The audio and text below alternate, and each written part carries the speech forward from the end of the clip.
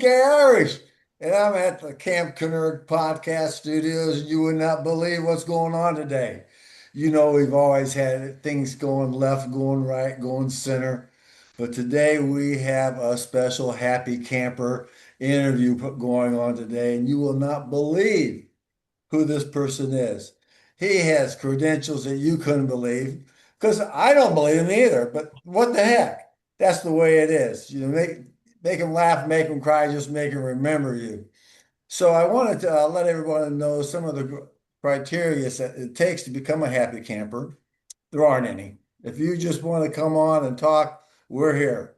So our guest today is a person that I've known really, really long time. He has revolutionized an industry, the fly fishing industry. He's a true entrepreneurial. He's built an industry leader by the bootstraps, you know, one day at a time. He's got a great story about how all that came about. So, Douglas, I think I'm going to let you take the reins on this because this is just going to be too much fun. TK, so good to see you again. And here we are doing another happy camper. And this is amazing that we are going to be chatting with this gentleman. And you do know him well. And he's all the way up there in Landers, Wyoming, above the Red River in Texas, someplace up there where they eat snow, way up there. And he just happens to be your older brother. May I introduce Steve Kennerk? Yay! We're all happy. Congratulations. You know, this has been in the making for years and years, Douglas. So I know that the entire family is excited to see this happy camper interview. And Steve, you're on your own, buddy. I can't help you out anymore. Well, I thought you're good, so we're off to the races here. That's right. Katie bar the door, get the children and kids off the street. Get the kids out there. That's right. Okay. So, Doug, where do you live? Where do you live? Yeah. I'm down here in Austin, Texas. Oh, okay. Yeah, and it's okay. It's 85 degrees here. So have you got snow up there in Wyoming? No, we do not. It is the warmest, driest winter we've had in many years. It's just been incredibly dry. What we've had is wind. I mean, about 30 miles from here, we had 140-mile-an-hour winds up on the mountain pass, and no snow, none whatsoever. Oh, that's something. Now, in reference to what's the capital of Wyoming? Cheyenne. Okay. Cheyenne is in the southeast portion of the state, you know, like 30 miles from the border of Nebraska. We're in the central western part of the state. Okay. Now, Cheyenne is the capital, and that's where the rodeo is every year, Oh, right? yeah. That's right. So we're right at the base of the Wind River Mountains in a valley there. And, is that ski country? Do you go to well, land? we're about 150 miles from Jackson Hole, which is a big ski area. Yeah. Here in the mountains, they do cross-country skiing. Okay. All right. Downhills, mostly in Jackson, Teton Village, and stuff like that. Well, okay. Now, how big is Landers? About 7,500 people.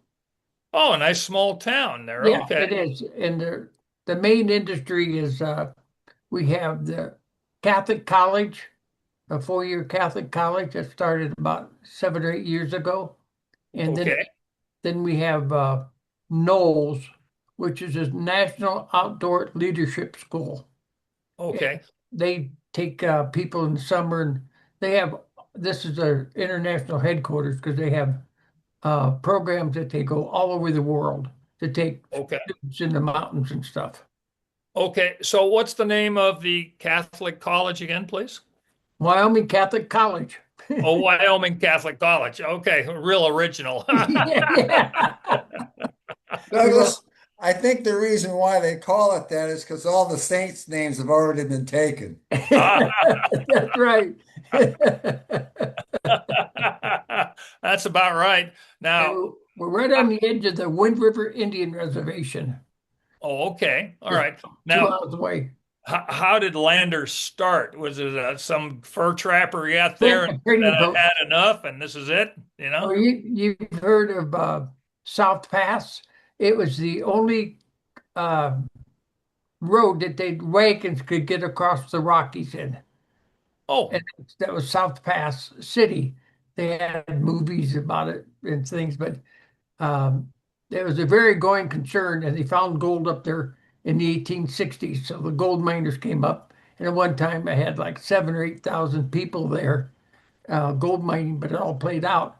And the people moved down here to Lander, and that's how it started from there. It was oh, okay. 1884. So now you are TK's older brother, TK being And the wiser, and wiser. and wiser. Well, we know that. TK's kind of a standard, everything above it. Now, okay, so TK's the babe of your family. Where are you? What number are you? I'm 5 years older than he is, and there was one brother between us, and he's passed away. Oh, And I see. so out of 8 of us, there's only 3 of us left. So you're the third babe, babe number I'm the three. third. I'm down the bottom. So Uh-huh. we grew up together. He and I and my other brother Dan. We were like the three amigos. Oh, that's good to hear. That's good to hear. Now, this is kind of interesting. So maybe I should kind of introduce myself. I'm here at the Possum Trot Studios in awesome Austin, Texas, and my vice president in charge of production is JoJo Bear. He's right here. You see, that's JoJo Bear. Okay, and he's vice president in charge of production. And we've got Cowboy Otis up here, and he's in charge of security, and he's a very scary guy.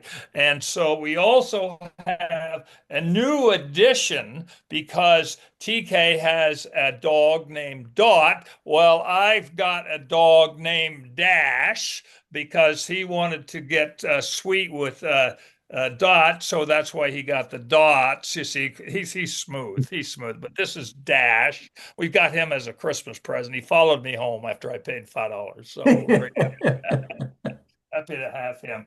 Now, let's get into the more serious things we're going to talk about here. So you grew up in Fort Wayne, correct? That's correct. Now, and your dad was a corn farmer, right? You grew corn. Well, yeah, he grew lots of corn, but his main thing was he was a lawyer. Oh, yes, yeah, yeah. Well, And we got plenty of those, and I'm sure yeah, he's very yeah. respected. Let's talk about the corn. Well, Let me just confirm. yeah, Tom and I worked on the farm when I just was 16, just got my driver's license. Tom was maybe 11, and Uh-huh. you know how farm trucks are. They're all beat up and, Yeah. and not maintained. And we were taking a load of refuge and manure down and just emptied it out. And I'm coming back to the farm, and rookie deputy sheriff pulls us over, checks my license, gets out, and he's writing this ticket for cracked windshield, door doesn't open, turn signals don't work. And he's standing there and he's swatting at himself. Yeah. And he said, "What are those?" I said, "Those are circle flies." He said, "What's a circle fly?" And I said, "Those are flies that circle around a horse's ass." And the cop says, "Are you calling me a horse's ass?" I go, "Oh no." And Tom pipes up, "Can't fool those flies."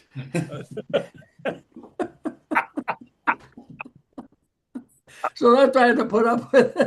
Too good, Steve. That's too good. Oh my gosh. Oh, TK's been a smart ass since a kid. Yes. And then, it was just, he and I used to run a trap line together, trapping muskrats.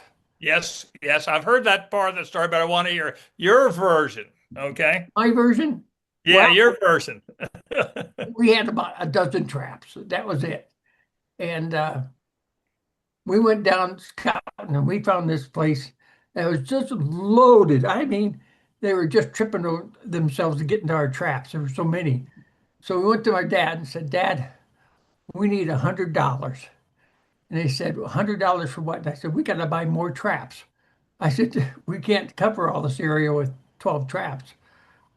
And he said, how are you going to pay me back? I said, well, with their catches, in probably about 3 or 4 months.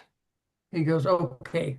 Well, we set them out there. We got like 2 dozen, 3 dozen traps, and we got them all set out one day. And we had caught so many muskrats, we paid them back in 10 days.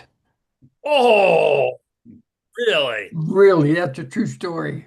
Oh, geez. Well, it's more truthful than TK. He said something about $1,000 or something like that. Well, probably inflation now would be $1,000. So, what was the name of the high school that you went to there, Steve? Elmhurst Heights. Well, I went to 2 years first to a private boarding school in Bardstown, Kentucky. You know where Whoa.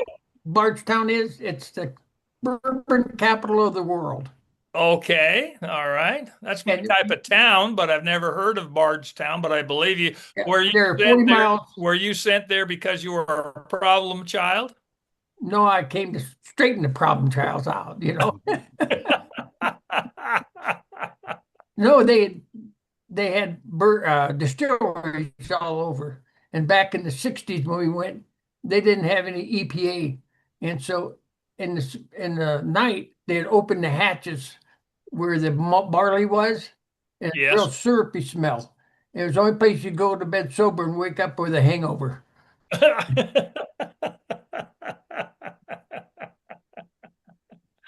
Now, what you went to Elmhurst High School? What were you, the Lions, Tigers, or Bears? Oh no, the Trojans. Trojans. Okay, Yes. the Trojans. Oh, okay. That's enough said, right? Enough said. Where did you go to college, Steve? Well, that was 2 times. I went 2 years to college in Cleveland, Ohio, a Jesuit college called John Carroll. Okay, Cleveland, Ohio. John Carroll Jesuit School in Cleveland, Ohio. Yeah, Okay. Rivers Heights. And the only outdoor activity there was getting mugs, so I decided to come out to Wyoming.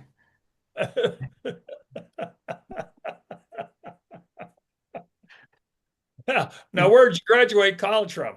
University of Wyoming in Laramie. Oh, in Laramie. Yes. Okay. All right. So let me get this straight. You're in Fort Wayne, Indiana, Yep. raising corn and chasing muskrats. You go to school in Cleveland at a Jesuit school. Then you go on out to Wyoming. And that's the Wyoming Cowboys, right? That's correct. Okay. In the WAC, is that still the WAC conference? No, it's the Mountain West. Mountain West. Because I went to school at the University of Texas, El Paso. Oh yeah, when we played every year. Yes, and you beat us every year too, because we're a terrible team. Well, Wyoming wasn't much better, so we look forward to winning one game. Well, that was us. Come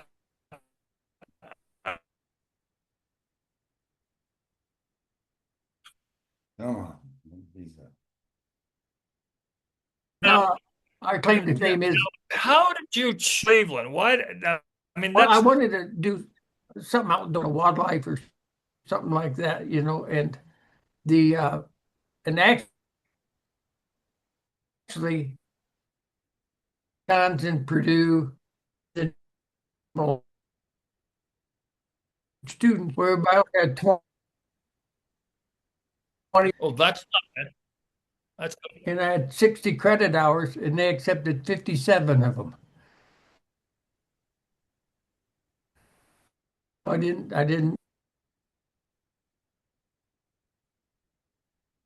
He was smart as your brother.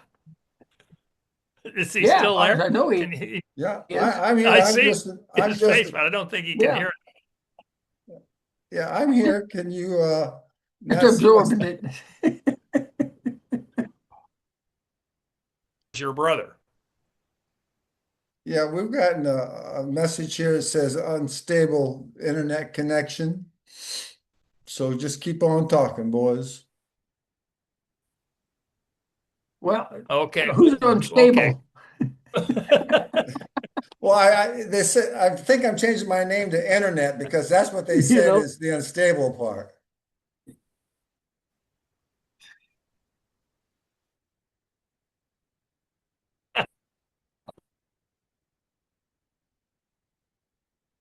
University of Wyoming, Mhm. going to school, butt off, Oh, uh, getting to Ender. so cold in Laramie in the winter. It was a jackrabbit moving, you know. So I met my wife on a blind date on Friday the 13th of October, Okay. and she was from Lander. But when I got married the next year, and then I got a job in Jackson Hole, Wyoming, as a banker, Okay. and became a loan. Worked my way up to a loan officer. Then I started tanning hides as a hobby, Okay. and it turned out that there's no difference in job description, being a Oh, banner or tanner. You know, you can okay. tan or hide either way. So now I've heard about you being a tanner, and you invented the koozie, the buffalo koozie Yes. that we have on the Camp Kennerk $1 Million Idea website someday when we get off our butts to create it. I think it's going to be a big seller. Okay. That's Yeah, awesome. we tanned a lot of. It's all hair on that we did, like buffalo hides, cow hides, deer and Yes, elk, all the hair on, and like that movie Dancing with Wolves, we yes. tanned the hides for that for the original movie, and we Uh-huh. tanned hides for several different half dozen other movies that they've used them in and stuff. Oh, okay. All right. So there's a deer walking across the field. You shoot it, and then you drag it over to your place. You carve off the venison, then you take the hooves and the antlers, you sell them to the Chinese, and then you take the hide and you clean it all up. Something like that? Yeah, that's pretty close, and now I just hire people to have it done. I don't do it myself, but um, Well, the you moved up the management chain. that's right. It just seems to be for years I didn't hunt because my idea of fun was to wrestle the hide with all the meat attached. You Oh, know, so I because we would buy deer hide from hunters, trade them gloves, and we could go through a ton of salt a week, salt and hides. salt? Salt, yeah, that's how you preserve them with salt. Pulls the moisture out and then keep for a couple of years that way. And Salt. Table salt, salt. Salt. basically, yeah, it's wasn't refined as table salt, but it was they used it for cattle, so it wasn't harmful. But um, we would sell off extras that we didn't need. But they said we started tanning the hides with the hair on and dyeing the hair different colors, and they use it for tying flies for fly fishing. And we'd sell to the manufacturers, which were in third world countries or other countries like Sri Lanka, China, Philippines, and then we'd package them and send them on to England, France, Germany. And some stuff even to South America. Oh, now these are your fishing lures. Well, just the hides. We I'm sorry. I'm sorry. these are the components for tying the flies. Okay. Hair. Okay. Now, what's the name of your company so we can future reference it? It's called Rocky Mountain Dubbing Company. Now, dubbing is a generic term meaning to fill in. Now, in audio IT, dubbing means, to dub a film or something like that. Yes, But yes. fly fishing is the material used to tie up the body of a fly. Well, that's very interesting because I'm going to send this podcast to my guy Marty Party down in Corpus Christi, who makes flies. We mentioned that, Tom, in Yes. our previous podcast. And so I'm sure he's going. I'll send this podcast down to him, and because what does he do? He's got a fly. A little vice he puts No, in. he makes the flies out of invisible leader or something like that. Oh, okay. So the hook is here, the leader's here, and then there's it's Tippet material. yeah, filament material that the Yeah, fish real can't. fine. Yeah. you can't see. And he's in the oil business, and so he makes them for his buddies. And we're sitting there having lunch, and as soon as there were about six of us there, and soon as he mentioned hey Marty, they call him Marty Party because he's a funny guy. How's your fishing leader business going? Everybody pulls out their cell phone and says, "Look at this fish I caught in the Gulf by the bridge there. Oh, you fish there? Oh, well, look at this one I caught over in the bay." I mean, it was good. You would fit right in. Well, that one-armed fisherman, when you ask him how big that fish is, he says it's that big. You know?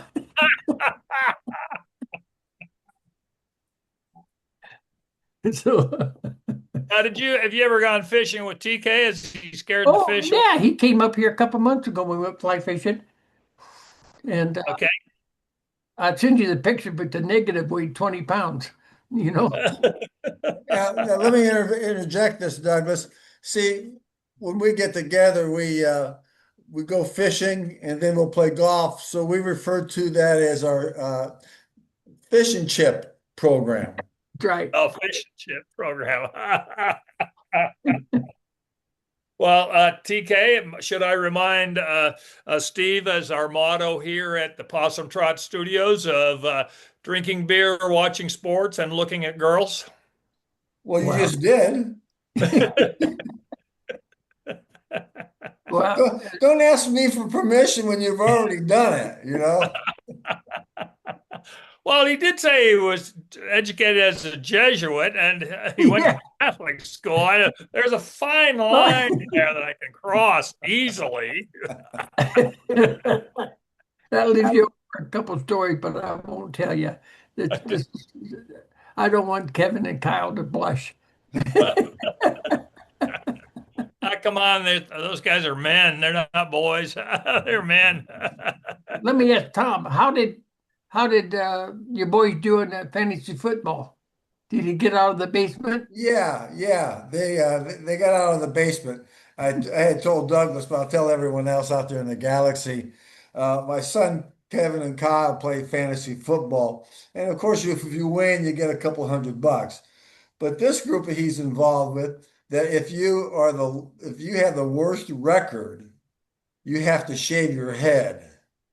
Now, for about the first 10 pounds of fleece. The first 8 weeks, my son Kyle was at that level,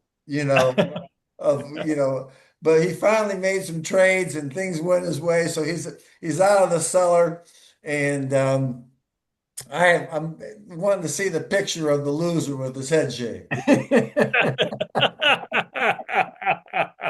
Well, that's the story of when you're sitting in a bar and a bunch of guys come on in, and there's one guy that's dressed in a ballerina outfit. Now everyone's laughing at him, and then you go over to the group and say, "See this guy here? This is an honorable man. He lost his bet and he paid up, and he's in the ballerina outfit." So you can laugh all you want, but when a guy pays up, pretty honorable guy. Yep.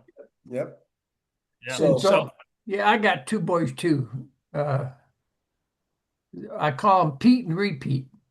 Pete and Repeat. Yeah. Yes. Okay. Sean and Jacob, and they do fantasy football. And one time, these guys approached me, local people. Why don't you get in fantasy football? I had no idea what it was. This is years ago, and so I asked Sean and Jake. I said, "You want to be in fantasy football?" And they go, "Yeah." They knew all about it.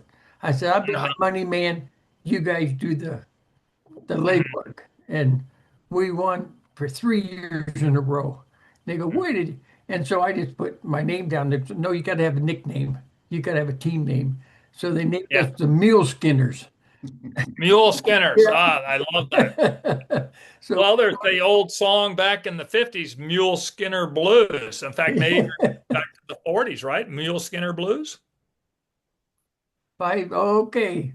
Yeah, I guess. But a mule skinner, my great grandfather was a mule skinner. And that was somebody drive a green oxen cart and wagon and break them in at the same time. That's what a mule skinner was. Yeah. Now, you're up there in Wyoming, so What are you a big Wyoming Cowboy fan? Oh yeah, and Josh Allen, you bet. Okay, all right. He's the Now, quarterback for the Bills. okay, now winter comes and you're still up there. This is January, so it must be a mild winter. Where do you go to warm up? Well, should I? That's kind of a trick question since I'm married. You No, I was thinking of Caribbean, Mexico. know? Come on, Steve. I'm trying to be a nice guy. This is family friendly.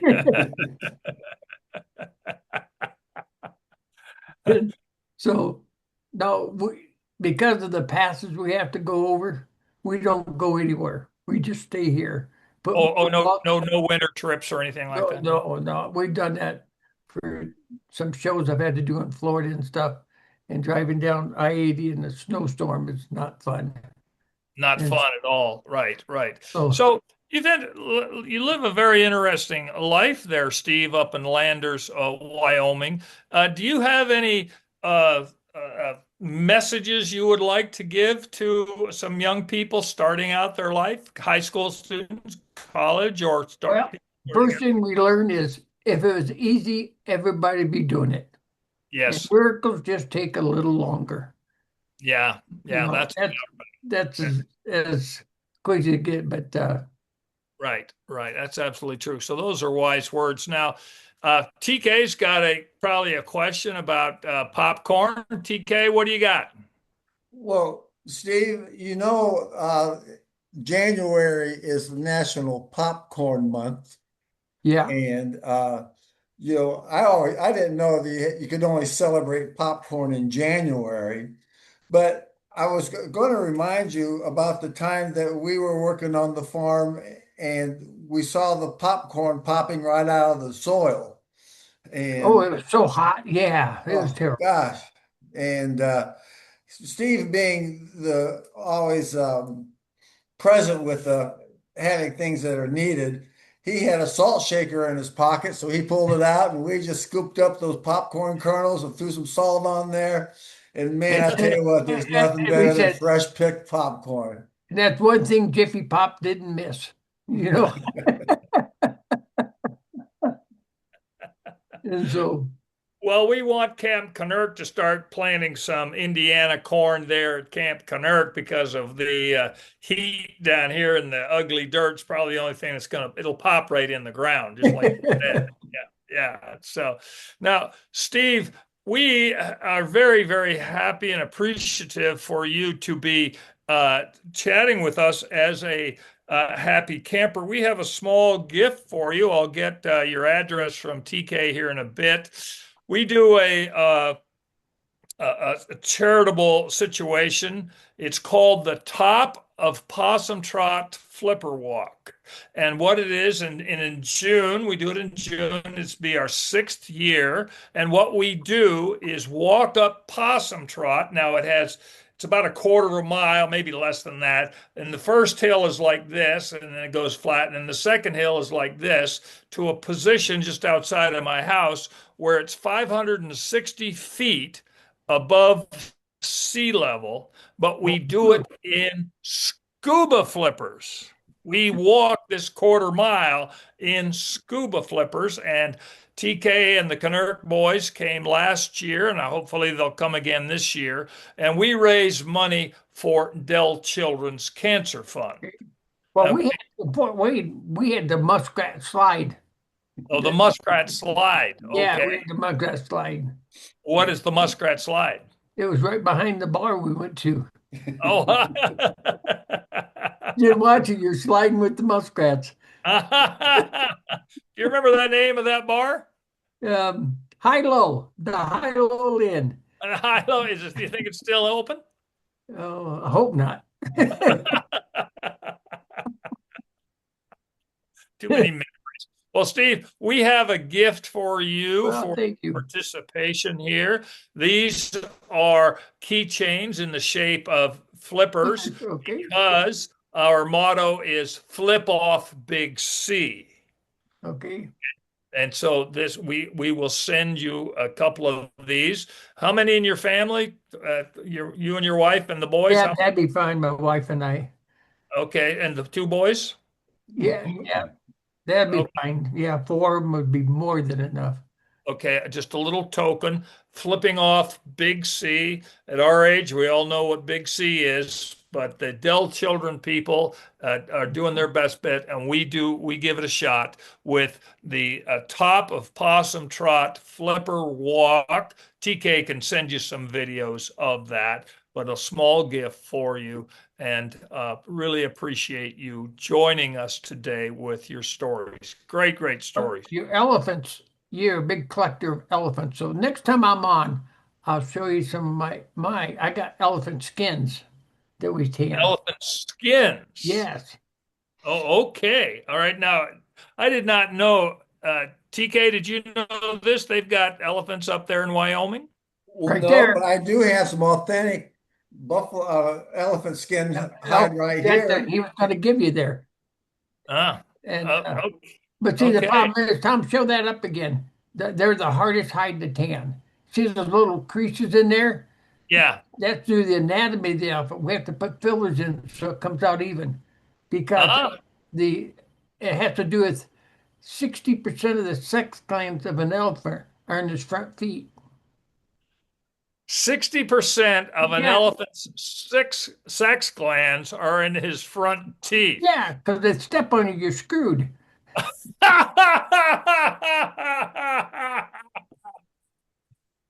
Oh my gosh, Steve. Oh my God. Oh, Steve. On that note, I can't say anymore. TK, I'm just let's just leave it with Steve laughing. Thank you. Go Cowboys. Oh, Broncos! Aaron Go Brawl.